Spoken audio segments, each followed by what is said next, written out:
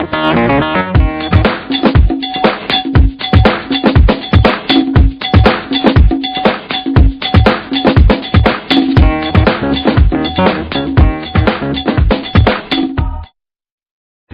buenos días a todos. Antes que todo agradecer a Vieri y a la comisión organizadora por la invitación. Estamos muy felices de estar acá en esta ciudad tan linda y en este país tan acogedor. El tema que yo les traigo hoy día es la ventilación de alta frecuencia oscilatoria que...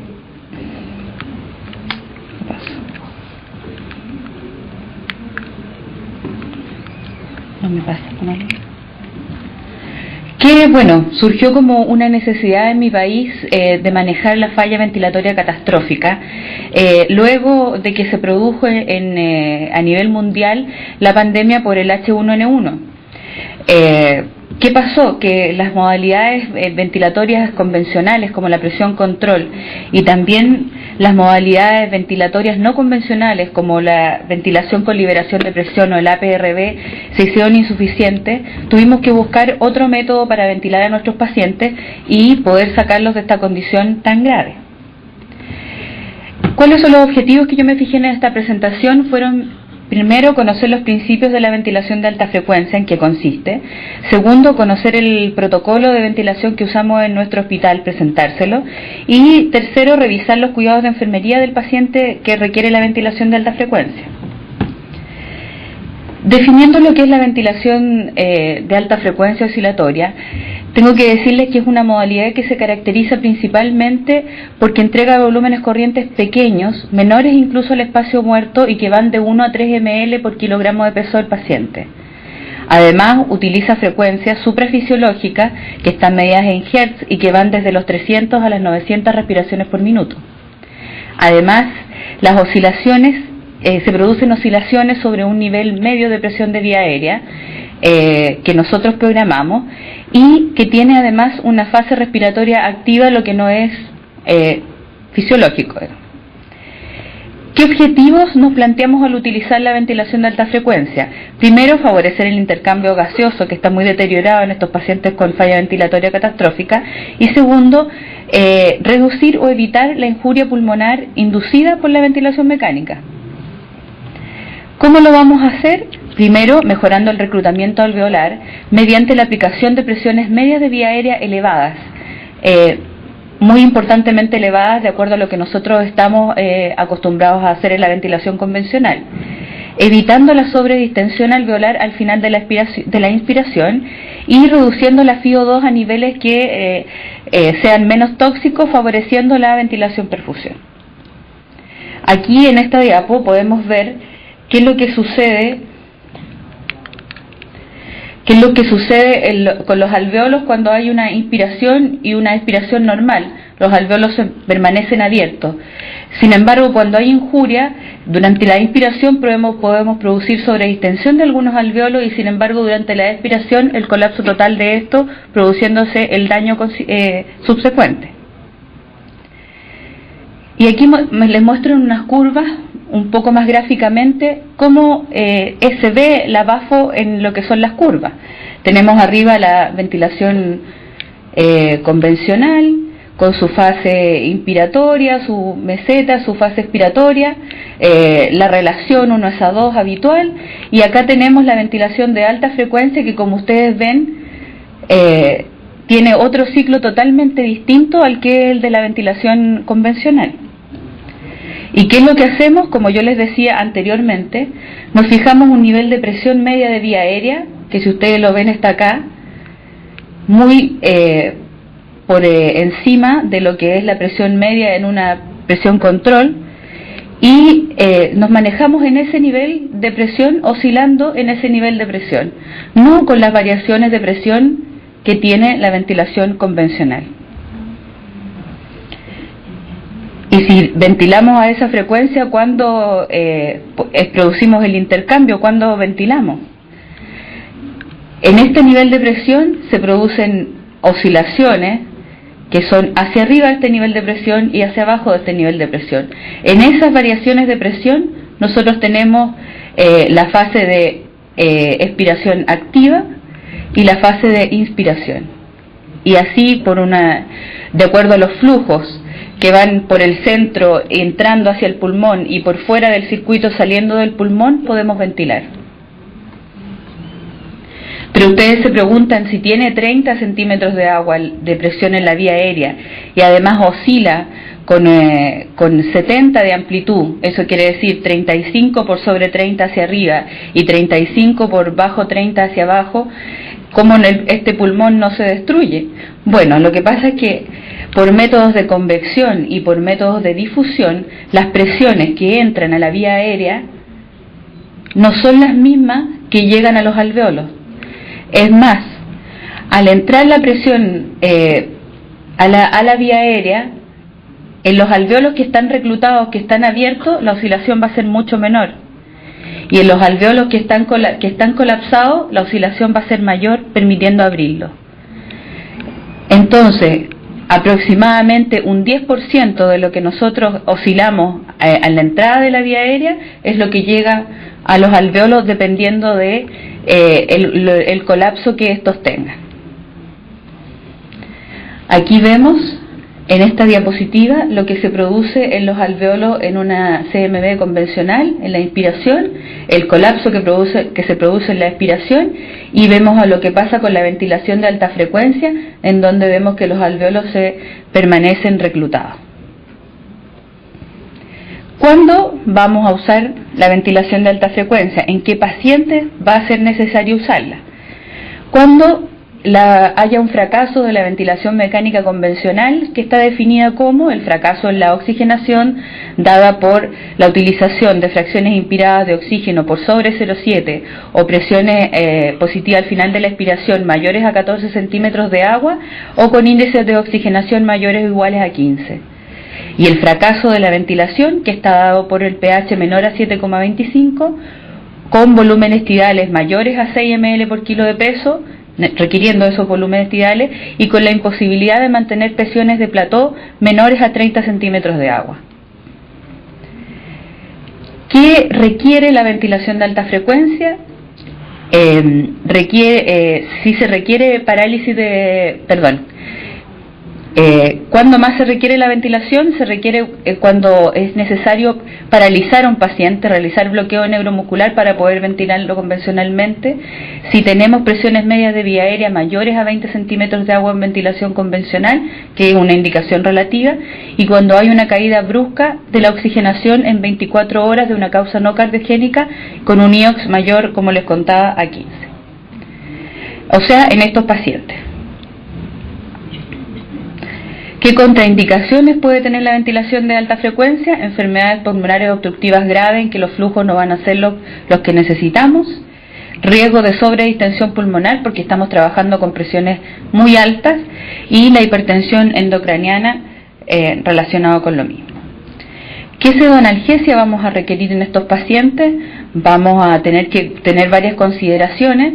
Primero que todo, los efectos hemodinámicos, porque en estos pacientes con presiones altas intratorácicas vamos a tener disminución del retorno venoso, entonces además agregar el efecto de la pseudoanalgesia en la hemodinamia va a ser más deleterio. ¿Qué vías de metabolización va a tener la pseudoanalgesia? Que vamos a tener que mantener un rango de sedación profundo. Vamos a utilizar opiáceos, benzodiazepinas, propofol, de acuerdo a nuestros protocolos locales, y no siempre, pero sí en algunos casos vamos a requerir el bloqueo neuromuscular del paciente, muchas veces en infusión continua. Entonces tenemos una fase en que pasamos de la ventilación convencional a la ventilación de alta frecuencia, en donde necesitamos una sedación profunda con tal vez bloqueo neuromuscular. Después pasamos del BAFO a la ventilación convencional, en que vamos disminuyendo la sedación hasta poder realizar nuestro weaning, donde ya estamos sin sedación o con muy poca cantidad de ella. Nuestra guía de manejo en el hospital ha variado porque fuimos tal vez muy agresivos en los primeros periodos, realizábamos maniobras de reclutamiento que les voy a contar lo que son, y tuvimos complicaciones. Hemos tenido que modificar nuestro protocolo y hemos así ido teniendo mejores resultados. ¿Cómo vamos a manejar la ventilación en estos pacientes? Nuestra meta va a ser tener un pH en rango objetivo al mínimo volumen tidal posible, que se logra manejando frecuencias altas sobre bajos niveles de delta P o de oscilación, permitiendo una acidosis respiratoria moderada. Vamos a tener un monitoreo de gases a los 30 minutos de cada cambio de parámetro. Vamos a tener como meta un pH de 7.25 a 7.35 con una frecuencia de 12 Hz, y los parámetros iniciales van a ser 5 Hz de frecuencia, es decir, 300 ventilaciones por minuto, más un delta de presión que va a ser igual a la presión de CO2 que tiene el paciente en ventilación convencional, más 20. En relación a la oxigenación, nuestra meta va a ser mantener el reclutamiento alveolar, evitando la sobredistensión alveolar, y va a depender esto, por supuesto, de la presión media de vía aérea, prefiriendo manejar la presión media de vía aérea por sobre el incremento de la FiO2, a no ser que el paciente esté en un estado de shock, que les voy a mostrar que se hace de distintas formas. En el monitoreo vamos a observar los cambios en la saturación o en la presión de oxígeno 5 a 10 minutos después de cada modificación. Vamos a tener gasometría por lo menos 2 veces al día, dependiendo si estamos haciendo cambios frecuentes o no. Y nuestra meta va a ser tener una presión de oxígeno entre 55 y 80 milímetros de mercurio, más una saturación de 88 a 95. Vamos a utilizar presión de oxígeno para tomar decisiones antes de la saturación. Los parámetros iniciales van a ser una presión media de vía aérea más de 5 centímetros de agua por sobre la que estábamos utilizando en la ventilación convencional, y vamos a usar una FiO2 de 1. Si la oxigenación está bajo la meta, vamos a aumentar la presión media de vía aérea, como les decía, en 5 centímetros de agua, con un máximo de 45 centímetros de agua, y vamos a considerar las maniobras de reclutamiento. Y si la oxigenación es superior al objetivo que nos habíamos fijado, vamos a disminuir la FiO2. Los ajustes subsecuentes, vamos a manejar el pH en relación a la frecuencia y el delta P, a la amplitud de las oscilaciones. La frecuencia la vamos a ir aumentando en 1 o 2 Hz hasta un máximo de 12 Hz. Si el pH cae sobre niveles aceptables, vamos a modificar el delta P en incrementos de 5 centímetros de agua no mayores a 90 centímetros de agua. Si el pH es muy alto, vamos a verificar si se trata de una falla metabólica. Luego vamos a manejar incrementos de frecuencia y disminuciones del delta P, y si el pH es muy bajo, vamos a plantearnos también un problema metabólico, y nos vamos a fijar en si tenemos otro problema que podría ser obstrucción del tubo, que podría ser un neumotórax o que podría ser un desreclutamiento por alguna otra razón. Cuando tenemos aumentos de delta P, los vamos a ir haciendo de 5 centímetros de agua hasta los 90. Luego, si eso no nos funciona para poder barrer el CO2, vamos a permitir la fuga del CAF en un rango de 5 centímetros de agua, sustituyendo esto con el cambio en el flujo, y vamos a disminuir la frecuencia en incrementos de hasta 1 Hz hasta un mínimo de 3 Hz. Esa es la menor frecuencia que vamos a tener. En relación a la oxigenación, cuando estamos en el rango objetivo no vamos a hacer modificaciones. Sin embargo, si mantenemos la oxigenación que queremos, podemos ir disminuyendo las casillas que yo les voy a mostrar a continuación para ir consiguiendo los valores objetivos. En relación a la oxigenación bajo el rango, vamos a ir aumentando la FiO2 de acuerdo a nuestro protocolo, y vamos a considerar las maniobras de reclutamiento. ¿En qué consiste una maniobra de reclutamiento? Vamos a parar el oscilador del ventilador. Este ventilador ya no va a ir oscilando entre presiones, y vamos a subir la presión media de vía aérea hasta 45 por 45 segundos. Entonces, de esa forma vamos a reclutar, luego vamos a bajar nuestra presión media de vía aérea hasta el rango que la teníamos anteriormente y continuar con la oscilación. De esa forma nosotros reclutamos mayor cantidad de alveolos. Siempre tenemos que considerar que las presiones elevadas pueden deprimir el retorno venoso, porque tenemos altas presiones intratorácicas, entonces tenemos que manejar una volemia adecuada y monitorizar eso. Esta es nuestra escala para ajuste de FiO2 y de presión media de la vía aérea, que como ustedes ven en pacientes que no tienen falla hemodinámica, preferimos modificar la presión media de vía aérea en rangos de 5 hasta 45, y cuando el paciente tiene una falla hemodinámica, preferimos manejarnos más con la FiO2 que con la presión media de vía aérea, por lo que les contaba anteriormente de la disminución del retorno venoso que nos puede empeorar la situación hemodinámica. Contraindicaciones para las maniobras de reclutamiento: subimos mucho la presión, no podemos tener un neumotórax con fuga de aire activa, y si tenemos presiones arteriales medias por debajo de los 60 milímetros de mercurio, tampoco, por las consecuencias hemodinámicas que puede tener. Y en el proceso de una maniobra de reclutamiento también puede ser posible que tengamos que detenerla, porque se produjeron fallas ventilatorias o hemodinámicas importantes durante su proceso. ¿Cómo pasamos cuándo pasamos de la ventilación en alta frecuencia a la ventilación convencional? Cuando tenemos FiO2 por debajo del 40%, con presiones medias de vía aérea entre 20 y 24 centímetros de agua, por lo menos por 12 horas. Pasamos a los pacientes a ventilación asistida controlada, regulada por presión, y a presión con liberación, a ventilación con liberación de presión o APRB, y controlamos la gasometría en los 30 minutos siguientes. ¿Cuándo fracasó la ventilación de alta frecuencia? Cuando mantenemos presiones arteriales de CO2 mayores a 60 y pH bajos con nuestras intervenciones al máximo. Cuando las saturaciones no mejoran de 88 a pesar de tener las presiones de vía aérea máxima y la FiO2 máxima. Y cuando tenemos hipotensión refractaria a la reanimación con volumen y al apoyo con inotrópico. Este es un ventilador de alta frecuencia, es un modelo bien antiguo, parece como de estos ventiladores del siglo pasado, pero es nada más que por un cuento de la empresa que lo fabrica, que tiene que mantener el modelo para no ser copiada.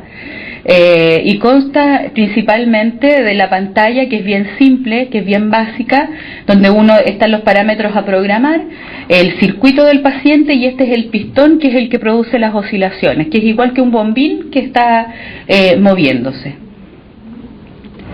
Aquí tenemos la pantalla, en donde tenemos solamente para las alarmas a programar las presiones altas y bajas, programamos la presión media de vía aérea, programamos el tiempo inspiratorio, programamos el delta P, acá vemos el flujo, la FiO2 está por atrás. Esa es más o menos la pantalla del ventilador de alta frecuencia. En relación a la carga de enfermería, es un paciente que requiere mucha vigilancia de enfermería, previo a la instalación de la ventilación de alta frecuencia, durante el proceso de la ventilación de alta frecuencia y por supuesto después. Va a necesitar gases seriados, vamos a tener que evitar las desconexiones para evitar el reclutamiento, no vamos a poder hacer succión endotraqueal en nuestro paciente, salvo en casos excepcionales, durante las primeras 24 horas, va a ser muy complicado realizar cambios de posición, y vamos a tener que tener un chequeo continuo de lo que es la humidificación, para evitar que este tubo se nos tape, porque fracasaría todo nuestro sistema en un paciente que está extremadamente complejo. Entonces, primero, instalar el monitoreo continuo de la hemodinamia. Nosotros preparamos al paciente con nuestro monitoreo hemodinámico invasivo, gasto cardíaco, las drogas vasoactivas, presión de capilar pulmonar cuando es necesario, que por lo general lo necesitamos para estar viendo cómo están los niveles de volemia. Vamos a tener un monitoreo continuo de la oxigenación y la ventilación, por lo que este paciente va a tener que estar multiinvadido desde un principio, y vamos a tener que tener una sedación que impida el esfuerzo ventilatorio del paciente, porque con esos niveles de presión, que el paciente tosa o que tenga un esfuerzo ventilatorio puede ser muy deleterio para su condición. ¿Qué otro cuidado de enfermería tenemos que ver? El bamboleo o esta oscilación hace que se produzca un movimiento en el cuerpo del paciente, que es como una especie de temblor que tiene que ir desde los hombros hasta la mitad del muslo. Eso tenemos que verificar lo que esté ocurriendo, porque si no, no se está produciendo el efecto que nosotros necesitamos de la ventilación de alta frecuencia. Además, tenemos que mantener nuestro circuito, además de libre de obstrucciones y con una humidificación activa eficiente. No podemos usar filtro HME, tenemos que mantener nuestro circuito ojalá en plano, no con curvaturas ni alzas, porque los flujos que son difíciles de manejar tienen que mantenerse ojalá lineales para que puedan hacer el efecto que necesitamos. Como les decía yo, durante las maniobras de reclutamiento o debido a las altas presiones que estamos utilizando, es frecuente que se pueda producir, es posible que se pueda producir, no frecuente, un neumotórax, o que falle nuestro ventilador. Este ventilador no tiene batería, por lo que también es parte importante de enfermería preocuparse de que nadie pase por el lado y le dé un golpe al enchufe y lo desenchufe, o en los cortes de luz. Entonces tenemos que tener un ventilador convencional al lado para poder estar atentos a que estas cosas pasen. Tenemos que tener un equipo para hacer una pleurostomía en el caso de que sea necesario, y tenemos que manejar una bolsa de resucitación, un ambú en la cabecera del paciente para evitar que cuando esto ocurra el paciente pueda tener una complicación más grave. En relación a los cambios de posición, que les decía yo que tienen que ser muy limitados, sobre todo durante las primeras horas, tenemos que poner al paciente sobre una superficie de flotación que le permita estar en distintos niveles de presión, sus sitios de apoyo, para evitar las úlceras y las movilizaciones durante las primeras horas. Si bien están limitadas las lateralizaciones, sí podemos hacer prevención en los sitios más fáciles de acceder, y los otros dejarlos protegidos con superficies que lo permitan. Este es un paciente que está en ventilación de alta frecuencia. Como ven ustedes, aquí pusimos una mesita para que el circuito estuviera más o menos a nivel, que impidiera que los flujos se distorsionaran y que no pudieran producir el efecto que nosotros buscábamos. Él está con un sistema de aspiración de circuito cerrado, que tenemos que tener la precaución de que no lleve una T que pueda obstruir los flujos, sino que tiene que estar en I también para que el flujo pueda seguir entrando. Y como ven, tiene colgado todo lo que teníamos a disposición en ese momento. En relación a la ventilación de alta frecuencia, les puedo contar que en nuestra experiencia es una terapia ventilatoria compleja, que está indicada en casos específicos como los que revisamos, que tiene características especiales, y que para nosotros hacer un manejo protocolizado de ella, que ha tenido que irse modificando en el tiempo de acuerdo a los resultados que hemos tenido, ha favorecido el éxito. Hemos tenido muy buenos resultados aplicando esta terapia en nuestro centro, y que el rol de la enfermera, por supuesto, y casi en todas las patologías de nuestros pacientes que llegan a nuestras unidades de cuidado intensivo, es imprescindible para evitar los buenos resultados, para tener buenos resultados y evitar las complicaciones. Algunas referencias bibliográficas y unas postales de mi país que les muestro con mucho cariño.